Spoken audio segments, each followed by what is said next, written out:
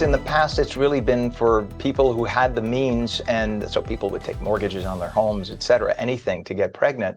But people who were not that fortunate, they were stuck, right? They had no alternative. So this at least gives them some alternative where they can rely on their insurance to cover the massive expenses.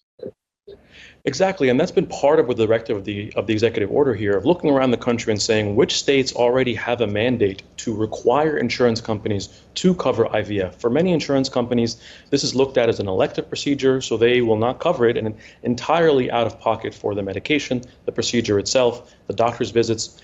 But with this mandate, the hope is that each state, there'll be a growing encouragement for insurance companies to take the financial strain of the process out of it, to make sure the insurance is covering this and minimizing the out-of-pocket costs, which can be in addition to the stress of infertility that 1 in 6 people around the world are experiencing, which can be very difficult emotionally, psychologically, and for the couple overall.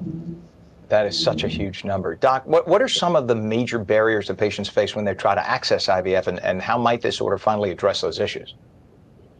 The two major things I would say is, first, the not knowing if you're in the state, does my insurance even cover this or not? Am I in a place where I will have to pay entirely out of pocket? So the affordability and availability, as we were talking about. That's why when we're speaking to patients, we say, first, go ahead and have an evaluation by your doctor to know, are you experiencing actual infertility, meaning you've been attempting to conceive for a period of 1 year, and any of the modifiable factors that you can change yourself, have those already been addressed before going to the fact of, well, what else is on the table for me? What are the last resort areas where something like IVF would be necessary?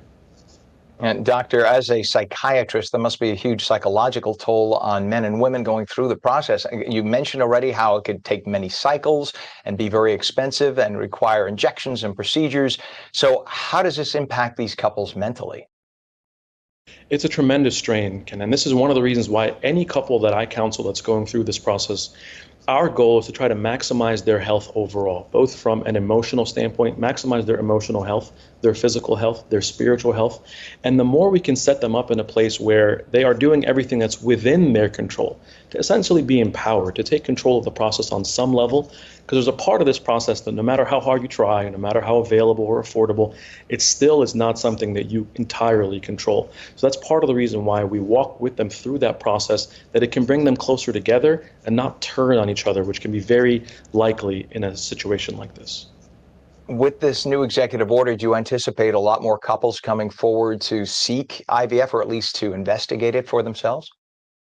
Absolutely. I mean, that's something that we've been seeing a lot already. There's a lot of interest around this, especially as we were seeing that there is a prolonged age already when folks are beginning to start families or have children. So when you combine that and somewhat of a decline of male fertility as well, these factors have really discouraged folks from having children overall. But now if there is something they can turn to and say, well, there's hope here. I know that there is backing both from a governmental standpoint as well as potentially from a medical ethics standpoint.